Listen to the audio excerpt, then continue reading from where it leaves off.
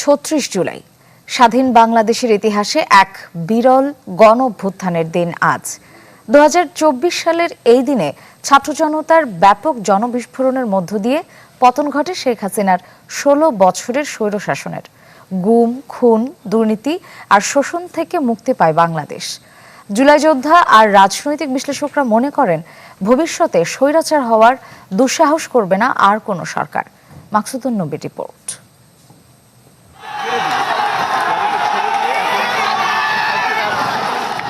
একটি সিজদা, আমরা দেখতে পাচ্ছি সেনার সদস্যরা তাদেরকে রাস্তা ছেড়ে দিল। একটি রক্তক্ষয়ী বিপ্লব জয়ের প্রথম মুহূর্ত।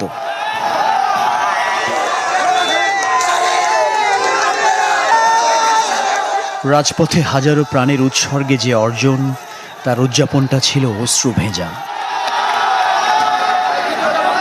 অগ্নিগর্ভ হয়ে ওঠা শহরটা ভেসেছিল বাঁধ ভাঙা উল্লাসে, যেন নতুন করে পাওয়া স্বাধীনতার স্বাদ।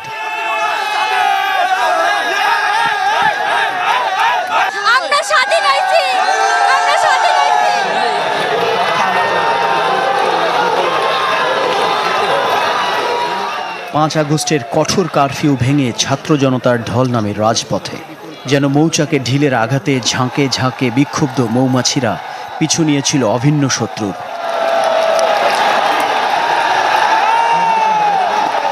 ঢাকার উপকণ্ঠগুলোর পথ ধরে সকাল ১১টার দিকে জনতার খরস্রোতে ভেঙে যায় শহরে প্রবেশ মুখের যত বাঁধ। ব্যারিকেড তুলে নেয় সেনাবাহিনী। ২০-৩০ মাইল পথ পায়ে হেঁটে গণভবনের দিকে এগিয়ে চলে লাখ লাখ মানুষ। দুপুর গড়াবার আগেই খবর আসে, বাংলাদেশের সীমানা ছেড়ে পালিয়েছেন ১৬ বছরের স্বৈরশাসক শেখ হাসিনা। মুহূর্তে এই বিক্ষোভ মিছিলটা পরিণত হয়ে গেল বিজয় উৎসবে। সেই ৫ই অগস্টে আপনি খেয়াল করেন, লক্ষ লক্ষ মানুষ রাস্তায়। শেখ হাসিনা এবং তার পরিষদরা পালিয়ে যাচ্ছে।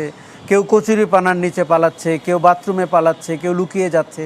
আপনি ভাবতে পারেন সেই লোকগুলো যারা দম্ভ নিয়ে কথা বলতো, যারা বলতো কোথায় পালাবো, ইতিহাস দেখিয়ে দিল দম্ভের পতন হয়। গণভবন নামের প্রতাপশালী সেই লাল দালান সেদিন দখলে নিয়েছিল গণমানুষ।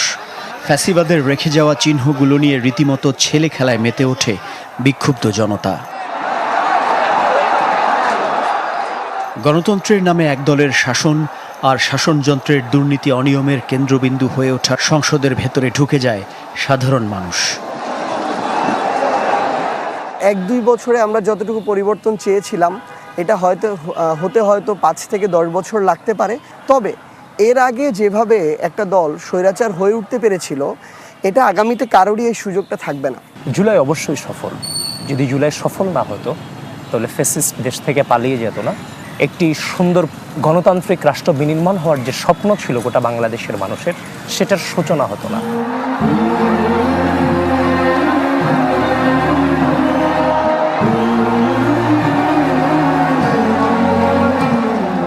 যুগে যুগে একনায়কদের ক্ষমতার জবনিকাপাত যেভাবে হয়েছে, ঠিক যেন সেই পথ ধরে শেখ হাসিনা সরকারের সমাপ্তি। তবে বাংলাদেশের বুকে ৩৬ জুলাইয়ের কাব্য লিখতে লাল কালি খরচ হয়ে গেছে অনেক অনেক ঋণ জমেছে ১৪০০ শহীদ আর অঙ্গ হারানো হাজারো যোদ্ধার কাছে। সে ঋণ কতটুকু পরিশোধ হলো, এ প্রশ্ন নিরুত্তর রেখেই শুরু হলো জুলাই গণ অভ্যুত্থানের ৩য় বছর। মাকসুদুন নবী, চ্যানেল 24, ঢাকা।